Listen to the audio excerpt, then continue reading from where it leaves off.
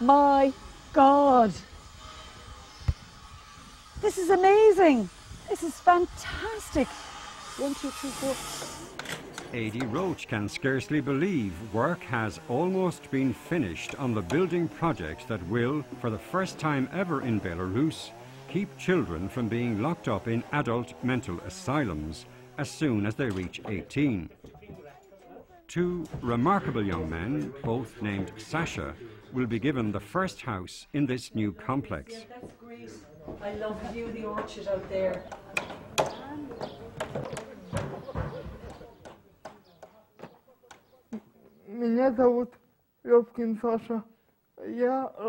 My name is Sasha Lovkin.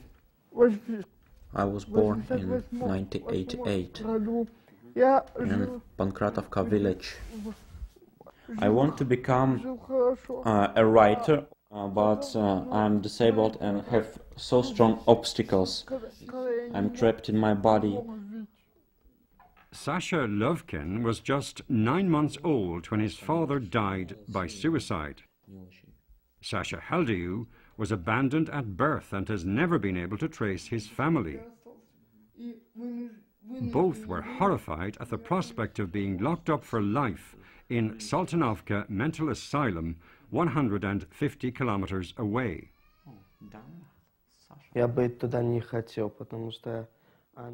don't want to go to Saltanovka orphanage because it's not great place, and my friends told me that the life there is not good and it's very sad to live there. And when I told to my friends that Irish people building house for me, they get very upset because they has nothing in Saltanovka. Let's go over and talk to both. Today, the two Sashas were being taken to visit the feared adult mental asylum to meet their former friends for the first time. I have to say, it's hard to be here, you know, with the two boys, because I know how they're feeling right now, because I know that this is where they were to come, and I think the full impact and the full realisation of what their life will be versus what it could have been is kind of coming upon them when they're here with their friends, because their friends are exchanging stories about how their life is here. You know, having them here today, I think, just reinforces the importance of what Fergal and the builders are all doing, the challenge in their new house. And just all I want to do is just visualise them there in their own bedrooms, you know, having their own space, their own things, their own stuff, their own visitors, their own lives, and just living out their dreams and their hopes. And I just hope that that will be the example, that courage will be the example for the guys here, you know, to hang on in there until we can do something for them too.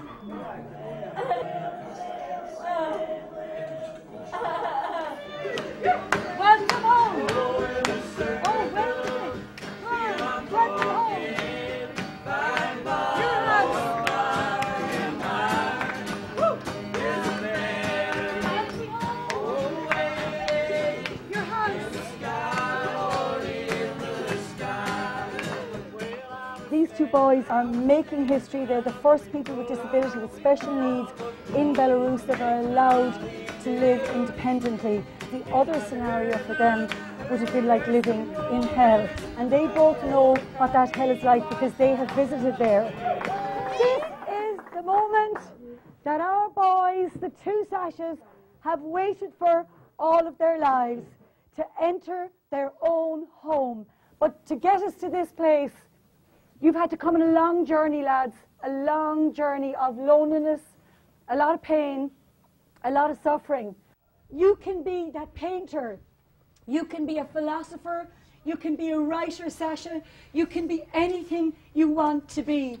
This is your home, and love it, enjoy it, and peace to you both. Gorg Mila Margaret, to everybody here, fantastic.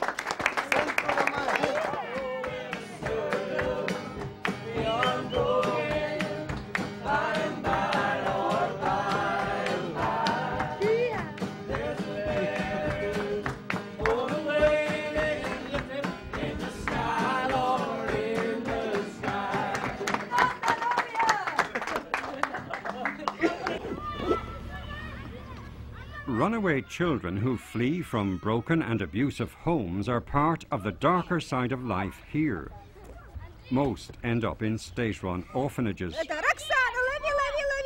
But now they're being taken out of the orphanages in hand-picked groups of 10 and allowed to live as families in Irish-funded foster homes. 32 homes, each named after a county in Ireland, are planned this year. В нашей Беларуси много детей, которые действительно счастливы, которые имеют все. Есть и любящие родители, есть у них развлечения, есть радость, улыбки, все. Но наряду с этим у нас есть большое количество детей, которых родители очень бьют. Они алкоголики, мама и папа алкоголики. Жизнь не очень была, конечно, хорошая. Постоянные драки, пьянки дома. Убегали постоянно из дома. У меня с матерью не жила вообще. Она жила отдельно, мама. Сестра была моим опекуном. И самое, она меня заменила мать. Но это были такие случаи, когда она меня пыталась убить. Это было 2 раза. Просто однажды она пришла с работы, просто хотела продолжить свое гуляние, они там отмечали какой-то праздник. Я просто не хотела ее отпускать, Вот. Она меня пыталась задушить. А 2-й раз был так, чисто то, что они с подругой тоже сидели, выпивали, и там что-то поехала, она на меня взъелась. Хотела меня зарезать ножом, остался шрам небольшой на животе. И попала. Было всякое. Плохо, конечно, было. Я бегала по деревням. Пойти некуда было.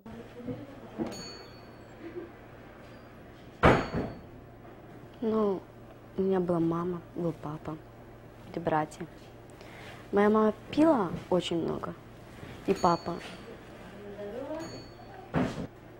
Мама меня била, но потом жалела, и брат меня бил. Мама было все равно, она приводила мужчин в дом. И с ними занималась любовью, как это можно назвать, я не знаю. И при нас она это делала. И я видела, как ее мужики избивали. Я видела, как она с синяками ходила. Мне хотелось просто уйти оттуда. Но я не могла, потому что там был мой брат, сестра.